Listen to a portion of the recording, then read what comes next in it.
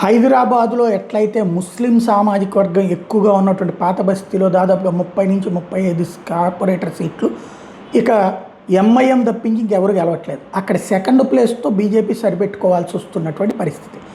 ఇది గతంలో నియోజకవర్గాల పునర్విభజన సందర్భంలో జరిగినటువంటి ఓట్ల గేమ్తో ప్రారంభమై ఇప్పటికి కూడా అదే కొనసాగుతుంది. అందుకనే హైదరాబాదులో ఎవరు కార్పొరేషన్ మేయర్ పదవి అందుకోవాలన్నా మస్ట్గా ఎంఐఎం అవుతుంది. క్రిందసారి బీఆర్ఎస్తో ఒప్పందం చేసుకుని 99 సీట్లు వచ్చిన రోజున కూడా బీఆర్ఎస్ వాళ్ళు కలిపి పంచుకున్నారు మేయర్ సీట్. అంటే అర్థం చేసుకోవచ్చు ఏ సిచ్యుయేషన్ ఉందన్నట్టు.